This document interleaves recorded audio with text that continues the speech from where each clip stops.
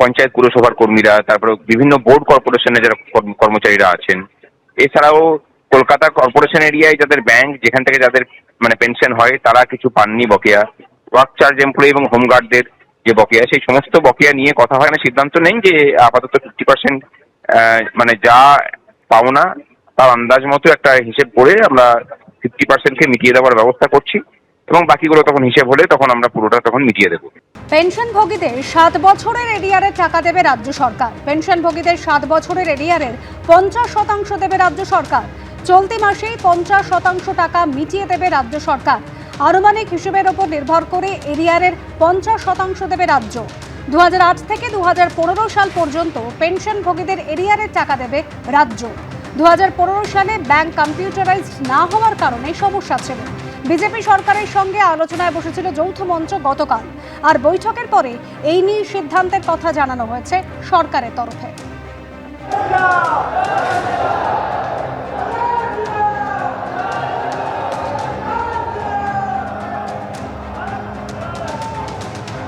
সকল স্তরের শিক্ষক শিক্ষিকা সহ শিক্ষাকর্মীরা, তারপরে হচ্ছেন পঞ্চায়েত পুরসভার কর্মীরা, তারপরে বিভিন্ন বোর্ড কর্পোরেশনে যারা কর্মচারীরা আছেন, এছাড়াও কলকাতা কর্পোরেশন এরিয়ায় যাদের ব্যাংক, যেখান থেকে যাদের পেনশন হয়, তারা কিছু পাননি বকেয়া, ওয়ার্ক চার্জ এমপ্লয়ি এবং হোমগার্ডদের যে বকেয়া, সেই সমস্ত বকেয়া নিয়ে কথা হয় না, সিদ্ধান্ত নেই যে আপাতত 50% যা পাওনা তার আন্দাজ মতো একটা হিসেব করে আমরা 50%কে মিটিয়ে দেওয়ার ব্যবস্থা করছি, এবং বাকিগুলো তখন হিসেব হলে তখন আমরা পুরোটা তখন মিটিয়ে দেবো। जो सिस्टम हो गया था, एमएलए एमपी का कोई मर्यादा नहीं है, कोई मर्यादा ही नहीं था। গণতন্ত্রের উপর যে কোনো ধরনের আক্রমণকে আলটিমেটলি মানুষ প্রতিহত করেছেন।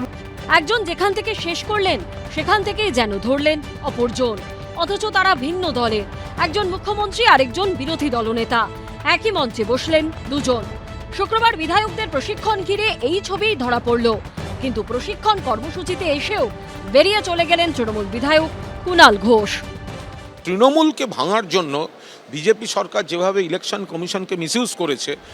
অধিবেশন চলাকালীন বিধায়কদের ভূমিকা কেমন হওয়া উচিত, শাসক থেকে বিরোধী বিধানসভার বিধায়কদের নিয়ে দুদিনের প্রশিক্ষণ শিবির শুরু হলো শুক্রবার। উপস্থিত ছিলেন লোকসভার অধ্যক্ষ ওম বিড়লা থেকে শুরু করে বিধানসভার অধ্যক্ষ রথীন্দ্র বসু। এক মঞ্চে দেখা গেল মুখ্যমন্ত্রী শুভেন্দু অধিকারী, বিরোধী দলনেতা ঋতব্রত বন্দ্যোপাধ্যায়কে। पिछले 5 साल में एलओपी था, एक भी एडमिनिस्ट्रेटिव मीटिंग में नहीं बुलाया, मुझे 5 बार असेंबली से सस्पेंड किया। 60 महीने के अंदर 11.5 महीने असेंबली का बाहर एलओपी था। हर बजट सेशन, इंपॉर्टेंट सेशन जब आता था उसको सस्पेंड कर दो, उसको सस्पेंड कर दो, इस तरीके से हालत था। প্রশিক্ষণ কর্মসূচিতে কালীঘাট তৃণমূল শিবিরের বিধায়করাও উপস্থিত ছিলেন। বেলেঘাটা তৃণমূল বিধায়ক কুণাল ঘোষ তাদের মধ্যে অন্যতম। এদিন বিশ্ব বাংলা কনভেনশন সেন্টারের প্রশিক্ষণ শিবিরে এসে বিধায়কদের জন্য নির্দিষ্ট ডেলিগেট কার্ড সংগ্রহ করেন, কিন্তু তারপর আচমকাই প্রশিক্ষণ শিবির থেকে বেরিয়ে যান তিনি।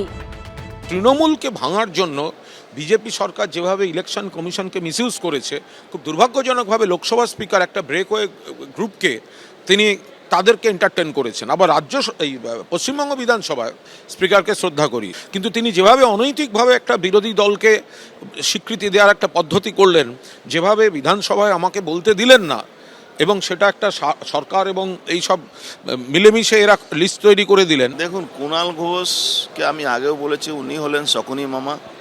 উনি ব্যানার্জি পরিবারকে শেষ করে উনি আবার জায়গাটা পরিবর্তন করবেন, ওয়েট করুন আপনারা। কালীঘাট তৃণমূলের কুণাল ঘোষের গলায় যখন ক্ষোভের সুর, তখন ঋতব্রত বন্দ্যোপাধ্যায় স্পিকারকে ধন্যবাদ জানালেন। আমি আবারও মাননীয় স্পিকার রথীন্দ্র বোসকে অসংখ্য ধন্যবাদ জানাই, কৃতজ্ঞতা জানাই, কারণ এই ধরনের কর্মসূচি এই আকারে কখনো হয়নি। গণতন্ত্রের ওপর যে কোনো ধরনের আক্রমণকে আলটিমেটলি মানুষ প্রতিহত করেছেন। গণতন্ত্রের ওপর আক্রমণ মানুষ সহ্য করেন না। আধিপত্যবাদ, ফ্যাসিবাদ কখনোই হচ্ছে গণতন্ত্রের বিরুদ্ধে মাথা তুলতে পারে না। আমরা পশ্চিমবঙ্গ বিধানসভার পক্ষ থেকে সেই ব্যবস্থা নিচ্ছি যে যাতে বিধায়করা যে টাইম, অর্থাৎ যে ভ্যালুয়েবল টাইম বিধানসভায় পায় কিংবা বাইরে পায়, গণতন্ত্রের প্রকৃত ব্যবস্থা যাতে প্রতিফলিত হয় তাদের। শাসক বিরোধী মিলিয়ে এবার 181 জন বিধায়ক প্রথমবারের জন্য আইনসভায় প্রবেশ করেছেন। উজ্জ্বল মুখোপাধ্যায়ের রিপোর্ট, এবিপি আনন্দ, কলকাতা। এবিপি আনন্দ, এগিয়ে থাকে, এগিয়ে রাখে।